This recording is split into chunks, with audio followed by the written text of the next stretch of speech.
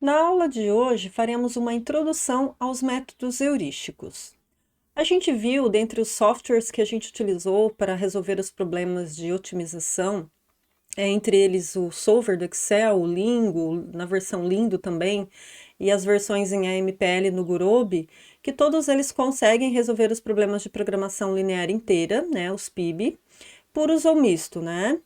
E eles consideram algum algoritmo em sua estrutura de programação para lidar com as dificuldades de tratar esses problemas de programação inteira pura ou binária, né? E vocês observaram que dependendo do exercício que vocês resolveram, alguns desses solvers aí, desses softwares, não conseguiram trazer a resposta para esses problemas considerados, dependendo da quantidade de variáveis e restrições. E a gente observou também que mesmo conseguindo resolver um aumento representativo aí da quantidade de variáveis, poderia estar impactando consideravelmente no tempo de resposta desses exercícios. Então, o que eu gostaria de chamar a atenção na aula de hoje é o que a gente chama de complexidade de algoritmo, e a gente vai ver então o porquê da necessidade de utilizar então esses métodos alternativos ou os métodos heurísticos para resolução de problemas complexos aí na otimização combinatória ou otimização inteira, certo?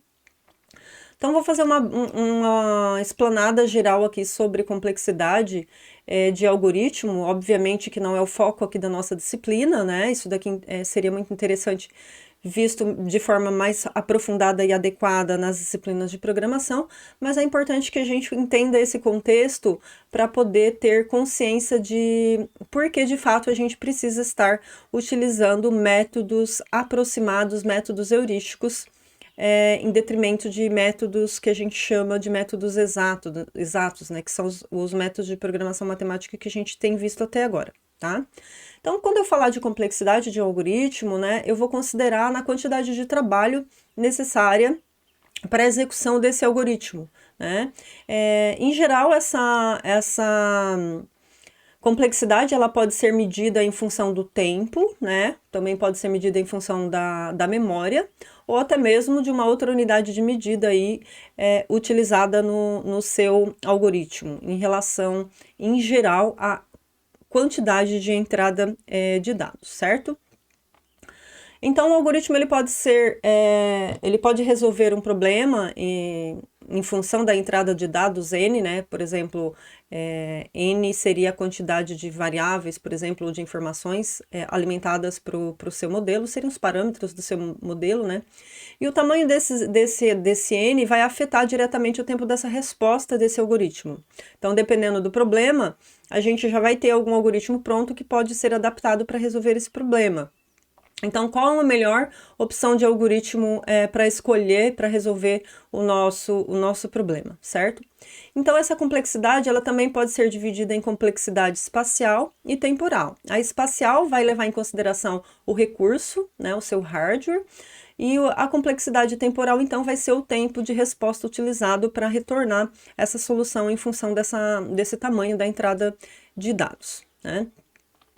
E tem uma classificação com relação a essa complexidade que a gente chama de complexidade do melhor caso, do caso médio e do pior caso, né? No melhor caso, então você pode pensar ali, por exemplo, que você está resolvendo. Por exemplo, você tem uma lista de objetos e você quer encontrar o melhor objeto. Então, no melhor caso, ele vai ser o primeiro objeto a ser analisado. No caso médio, ele vai estar na metade dos dados, e no pior caso ele é o último, então você teria que analisar todas essas informações. Ou numa forma mais simplista, tirando a média aí dessa situação, tá? E nessas escalas, então, a gente costuma definir uma função f que vai definir essa complexidade em função dessa quantidade de dados n entrada no seu modelo. Então, aqui nessa figura, por exemplo, aqui eu tenho no eixo x o input, a entrada de dados, e aqui no eixo y, então, o tempo de resposta para o algoritmo considerado. Então, aqui na reta em bege amarelo eu tenho o melhor caso, o caso médio em verde e o pior caso aqui em azul, certo? E o tempo de execução, então, do algoritmo para uma determinada entrada pode ser medido, então, como sendo, por exemplo, o número de operações primitivas necessárias, por exemplo, para a execução do seu algoritmo, né?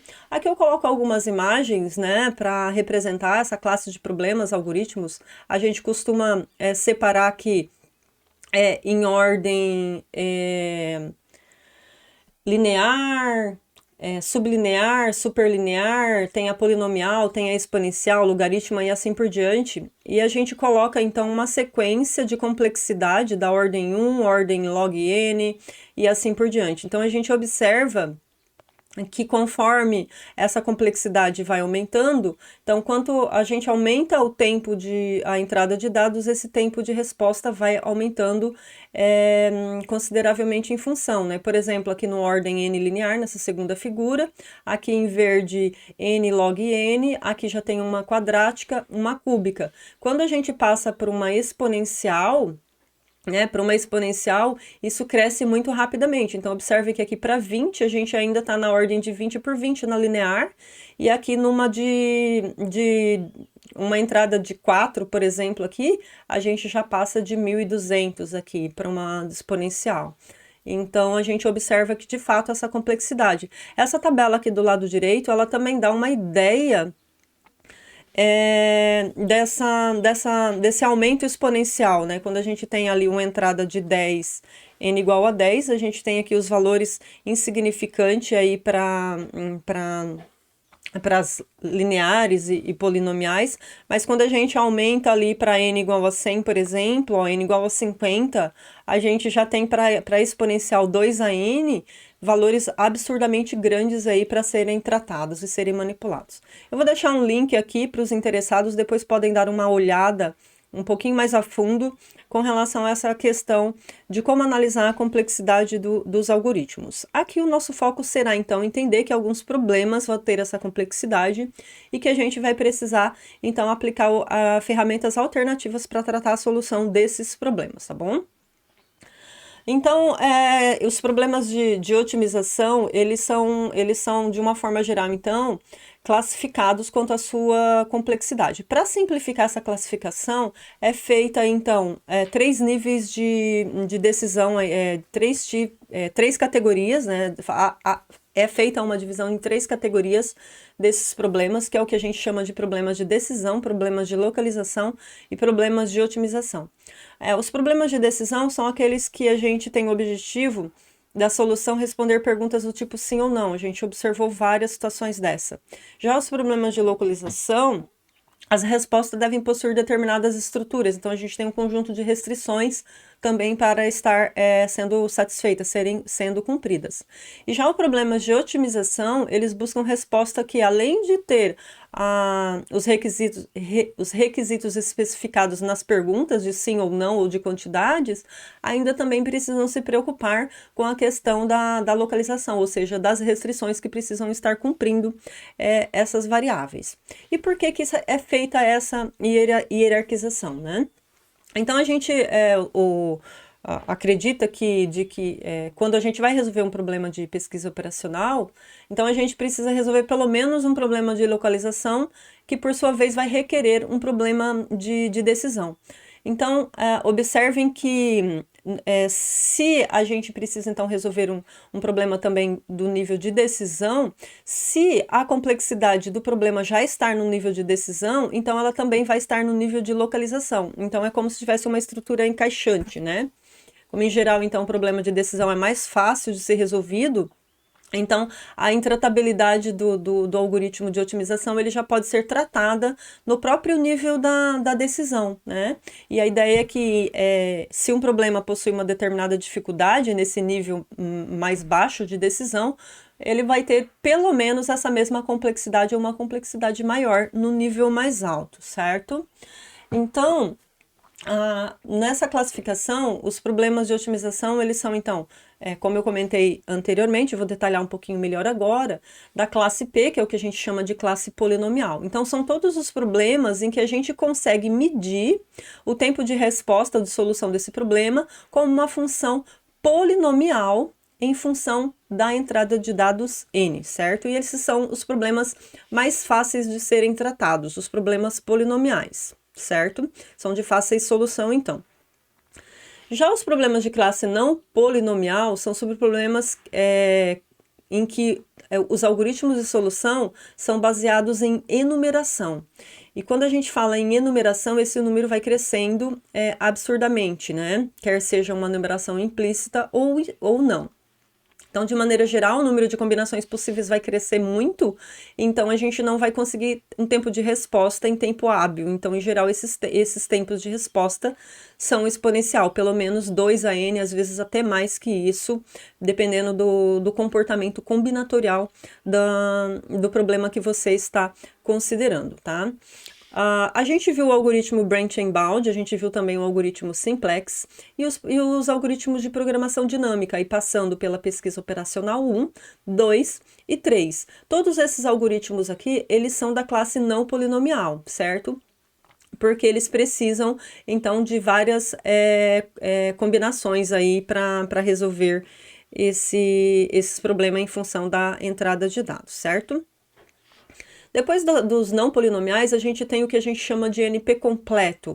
Os NP completos, né, então, obviamente, eles são uma classe superior aos não polinomiais e são subproblemas que possuem uma forte evidência de que não existe um algoritmo cuja a solução seja medida em tempo polinomial do tamanho da entrada de dados, né? São considerados os mais difíceis da classe não polinomial.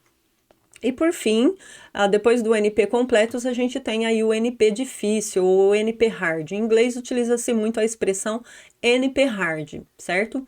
E esses problemas de otimização, nos problemas do nível de decisão correspondente, eles são NP completos, certo? Então, são problemas que no seu menor nível são NP completos, ou seja, eles não possuem algoritmos polinomiais para resolver o seu problema no seu nível mais baixo. Então, eles são considerados, por isso, NP difíceis. E quando se tem a certeza, quando se sabe que um problema de otimização é NP difícil, a gente tem a certeza, então, de que nem sempre a solução ótima será encontrada para esses tipos de problema em tempo hábil, em resposta da função da entrada de dados, certo? E por que tem a importância de estudar essa questão da complexidade, entender a complexidade desses problemas, né? Possivelmente a principal contribuição do estudo da complexidade computacional é entender que alguns problemas eles são muito difíceis mesmo de serem resolvidos, certo? E que, assim, pensando do ponto de vista computacional, obviamente, né? Então, quando você já sabe esse comportamento, essa estrutura, essa característica do seu problema, não adianta você tentar aplicar um algoritmo que não vai funcionar para esse problema. Então, por isso que a gente precisa entender um pouquinho dessa relação das características e complexidades dos problemas que a gente vai estar tratando, tá bom? Então, a partir dessa premissa, antes da gente se preocupar se o problema tem solução, né, se um problema específico tem solução, a gente precisa, antes de mais nada, de sair aplicando métodos de solução para resolver esse problema, avaliar se esse problema ele está em uma classe polinomial, não polinomial, NP difícil e assim por diante, para poder saber como tratar esses tipos de problemas, certo? Então, mas como todo problema precisa ser resolvido, independente dele ser um problema NP difícil ou não, então a gente precisa aprender métodos alternativos que vão funcionar para resolver esses tipos de problemas. Então, por isso surgiu o que a gente chama de técnicas heurísticas ou meta-heurísticas para resolução de problemas que você já sabe antecipadamente que não existe algoritmo que vai resolver esse problema de forma exata em função da entrada de dado desses problemas, certo? Então, um dos exemplos que a gente acaba considerando muito, que eu já comentei com vocês na aula passada, é o problema do caixeiro viajante. O problema do caixeiro viajante, como eu comentei com vocês, é um dos problemas clássicos aí da otimização combinatória, não só pela gama de aplicabilidade que ele tem, como eu já comentei com vocês, mas também porque ele é um problema NP difícil. Então, como a gente vai observar, se a gente considerar, por exemplo, né, que a gente tenha N cidades, o caixeiro simétrico, caixeiro do viajante simétrico, em que a distância de ida e volta é a mesma, a gente teria ali, por exemplo, N menos 1 sobre 2 fatorial rotas possíveis aí, certo? Para n igual a 20 cidades, então teria 10 elevado a 16 rotas possíveis. Então, se a gente pensar num computador que avalia cada rota em 10 a menos 8 segundos, a gente precisaria 19 anos para encontrar todas as soluções possíveis por enumeração completa e escolher a melhor delas. Então, fica inviável a tratabilidade desse tipo de problema de forma exaustiva ou por enumeração. Então, os métodos de enumeração implícita, que a gente viu, por exemplo, os algoritmos de branch and bound, em que eles vão eliminando restrições do espaço de busca, em que não existem soluções inteiras, que são embutidos em otimizadores, aí, como o Lingo, o Gurobi, o próprio Simplex, na versão Evolutionary, também tem essa aplicação. Então, eles acabam conseguindo resolver problemas de complexidade média, de um número de entradas de dados pequeno, mas quando aumenta muito a gente já começa a ter problema. Então a gente não vai ter garantia que mesmo com esses métodos de enumeração implícita, a gente vai ter a garantia de resolver o nosso problema, certo? Então, para dimensões maiores, fica sendo proibitivo a solução desse problema, então por isso que o problema do caixeiro viajante, ele é considerado, então, da classe NP difícil. Não existem algoritmos exatos que resolvam em tempo polinomial esse problema. Conforme n cresce, isso cresce exponencialmente, como a gente acabou de falar, tá?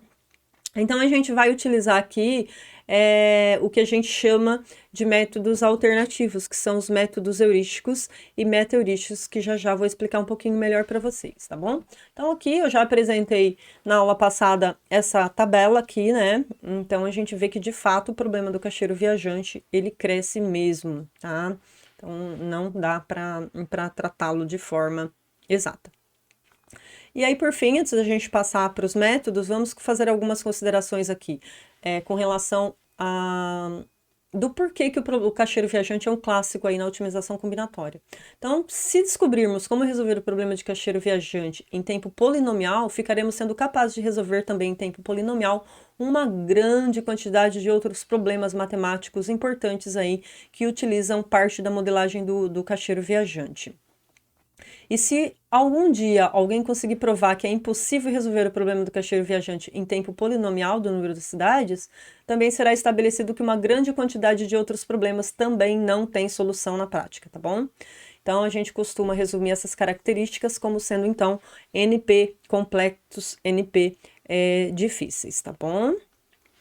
E a gente viu essa modelagem aqui para o problema do caixeiro viajante, e que mesmo considerando uma modelagem, né, essa modelagem que foi a modelagem alternativa que a gente apresentou, para que a gente tivesse uma quantidade de restrições da ordem polinomial.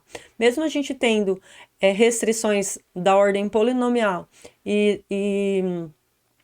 da ordem n quadrado, né, e o número de variáveis n quadrado menos 1, ainda assim a gente tem uma complexidade não do tipo NP completo aqui para tratar a solução do problema, porque ele acaba utilizando o algoritmo de branch and bound por trás ali para resolver esse problema. E o branch and bound, ele é de enumeração, portanto ele vai ter complexidade de 2 a n, certo? Bom, passar rápido isso aqui já expliquei, certo? Então, agora a gente vai começar, então, a abordagem do que a gente chama de métodos heurísticos, certo? O que vem a ser essa definição de algoritmos heurísticos? São aqueles algoritmos que não apresentam garantia de determinação da solução ótima para o problema. Então, são métodos empíricos baseados em alguma informação do seu subproblema, em geral são desenvolvidos especificamente para resolver determinado tipo de problema, e de uma forma geral não a característica de como ele foi desenvolvido, ela vai precisar ser adaptada para resolver outros tipos de problema, tá bom? São o que a gente chama de métodos aproximados ou aproximativos. Então, quando a gente fala assim, olha, método exato, são aqueles métodos de otimização com a modelagem min-max sujeito às restrições. Aqueles métodos lá são o que a gente chama de métodos exatos, porque eles vão determinar, caso exista, essa solução ótima do problema, se a complexidade, o tamanho da dimensão do problema lhe permitir. Já os métodos aproximativos, então, aproximados ou heurísticos, vão determinar uma solução de qualidade razoável para o seu problema, mas sem você ter a garantia de que é a solução ótima global, tá bom? Esse termo heurística é um conjunto de regras, então, e métodos que conduzem à descoberta, à invenção e à resolução de problemas específicos, né? Já pegando uma tradução, uma definição aí do dicionário, por exemplo, tá? E do meado ali, final da década de 80 para cá, teve um boom na aplicação desses métodos heurísticos e mais recentemente se você fizer uma busca aí na internet com o termo heurística ou heuristic em inglês, você vai observar, você vai ficar surpreso com a quantidade de dados que vai aparecer, tá? A definição em inglês, né, ela considera então como sendo o termo meta-heurística, então, né, a gente começa com o termo heurística e depois o termo meta-heurística. O termo meta-heurística, então, ele seria uma super-heurística, pensando no próprio prefixo meta ali, né, então ele é uma super-heurística, onde então aquela heurística, que é um método que foi pensado para um determinado de problema, ela foi melhorada e a sua estrutura ela pode ser então aplicada para qualquer tipo de problema, não apenas para aquele problema específico. E esse termo heurística, ele foi cunhado por Fred Glover, essa definição aqui eu peguei dessa referência aqui. Depois, se vocês visitarem esse material aqui que eu deixei aqui para vocês vão obter maiores detalhes com relação a essa formalização. E a gente vai ver aqui no decorrer do nosso curso vários exemplos, né? Por exemplo, a gente vai ver algoritmos evolucionários, como, por exemplo, o algoritmo genético, a gente vai ver também Table Search, Simulated Annealing, Variable Neighborhood Search, Larger Neighborhood Search, and Column Optimization e muitos outros, tá bom? E esse termo, então, como eu falei, meta-heurística, ele foi cunhado por Fred Glover em 1986 e ele tem sido utilizado fortemente desde então para caracterizar todos os algoritmos que foram desenvolvidos para resolver problemas de forma alternativa, de forma inteligente, ou de forma que, de alguma maneira, contorne a situação do NP completo, do NP difícil, e você consegue, então, trazer uma resposta para o seu problema em um tempo razoável, aceitável, em função da entrada de dados, mas perdendo, em contrapartida, a qualidade da sua função objetivo. Talvez nem sempre você vai chegar na sua solução ótima, tá bom? Então, como eu comentei, esses são as meta-heurísticas aí mais clássicas, e a gente vai ver essas aqui: algoritmo genético, Simulated Annealing, colônia de formigas, busca em vizinhança variável, Table Search, Scatter Search, que é a busca espalhada, e o GRASP, que é do Grid Randomized Adaptive Search Procedure. E se der tempo, veremos algumas outras. Então, a gente vai ver as principais estruturas e depois alguns exemplos de aplicação também, tá? Passando, então, pelas heurísticas, então a gente vai começar vendo as heurísticas, e depois que a gente entender, então, um pouquinho de alguns exemplos das heurísticas, a gente passa, então, para essas meta-heurísticas, certo? As meta-heurísticas, elas podem ser, então, também de relaxação por entorno, construtivas e evolutivas, tá? E aí são os exemplos que eu já falei, por exemplo, entornos de vizinhança, que tem um conjunto, eu não vou detalhar agora porque eu vou detalhar mais à frente. Tem também os métodos construtivos, né? E as de relaxação. Então, baseadas em relaxação, por exemplo, lagrangiana, em que a gente relaxa algumas restrições, levando como penalização na multiplicação, né, na função objetivo, e os algoritmos de branching bounding também, pensados de uma forma mais algorítmica, eles também pertencem a essa classe. certo? E aqui a gente vai ver, então, os métodos, começando por uns métodos heurísticos e depois os métodos heurísticos, tá bom? Então, iniciando pelas heurísticas, as heurísticas elas também podem ser de construção, ou seja, heurísticas construtivas ou de refinamento. As construtivas elas vão construindo passo a passo a sua solução, e as de refinamento ela já parte de uma solução inicial e ela vai modificando essa sua solução inicial de forma a obter melhoras na função objetivo dessa solução já obtida, tá? Então, é o que a gente chama de construtiva e de refinamento ou de descida. Refinamento também é conhecida como de descida. Tem as heurísticas gulosa, por quê? Porque ela, além de construir uma solução passo a passo, ela toma em cada passo uma solução que é a melhor do momento. Por isso que fala guloso, vem do inglês greedy, tá? E o método se encerra quando todos os elementos candidatos foram já analisados. Então, a gente observa aí, por ser guloso, a gente tem que analisar todos. E a complexidade também, por exigir analisar todas as possibilidades ali também, nos trazem complexidade computacional para isso. E como nem sempre o melhor daquela situação, daquele momento, faz parte do melhor como um todo, pode ser que a solução final ela seja comprometida. Então, é o que a gente diz que as características dos algoritmos de construção gulosa, eles possuem essa característica de serem algoritmos míopes, eles olham localmente, mas não enxergam longe, então isso pode comprometer a qualidade da solução final obtida, certo? Eu vou colocar um exemplo aqui de uma heurística construtiva para o nosso problema do TSP, do Travel Salesman Problem, ou problema do caixeiro viajante, em português PCV. Então, a gente vai fazer o do vizinho mais próximo e a da inserção mais barata. Na aula de hoje eu faço a do vizinho mais próximo, para a próxima aula eu faço o da inserção mais barata.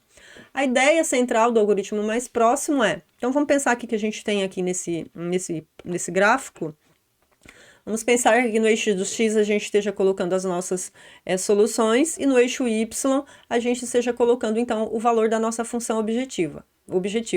Então, aqui eu tenho representado algumas soluções e a gente tem o valor da função objetivo marcado aqui. Então, a gente pode definir uma métrica que a gente chama de distância, não vai dar exatamente a ideia de distância euclidiana, mas vai dizer a característica, o comportamento em termos de função objetivo que vai diferenciando uma solução da outra. Então, a gente pode dizer que duas soluções estão próximas, por exemplo, quando a função objetivo delas, por exemplo, podem estar bem próximas, ou, por exemplo, quando a estrutura da construção da solução é parecida. Então, podem diferenciar as métricas que você pode estar considerando para definir o que é uma distância. E aí, você vai construindo passo a passo uma solução.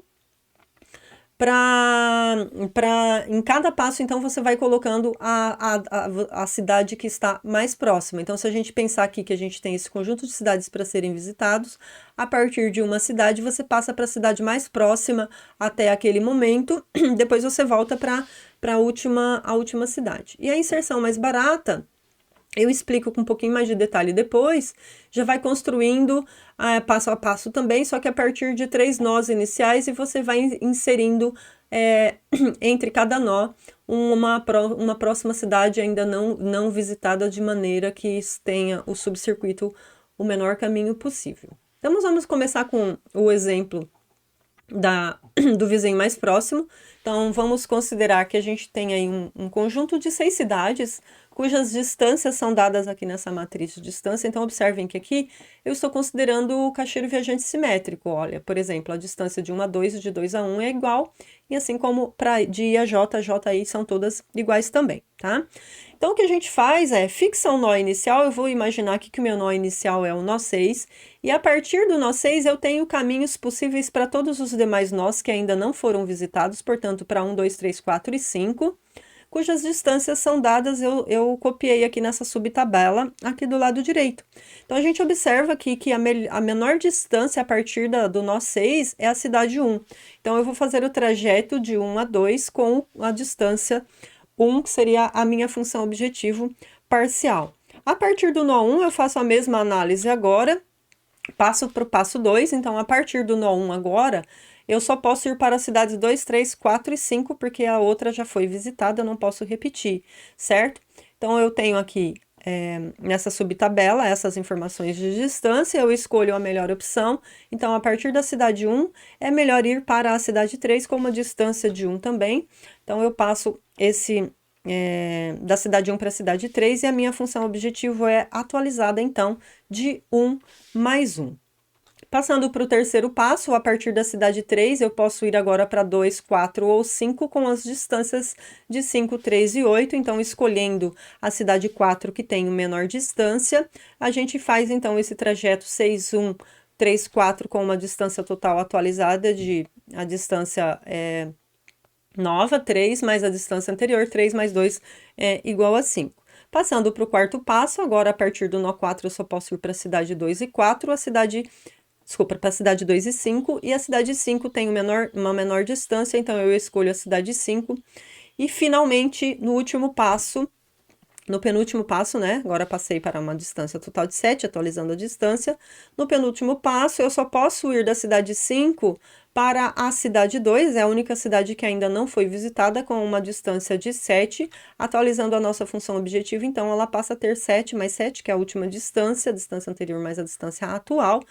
E agora sim, no último passo a gente é obrigado a voltar para o nó de origem. Então, a gente volta para o nó de origem com um custo total de mais 2. Então, observem que a gente tem aqui a rota total, então, 1, 3, 2, 4, 5, 6, 1, tá?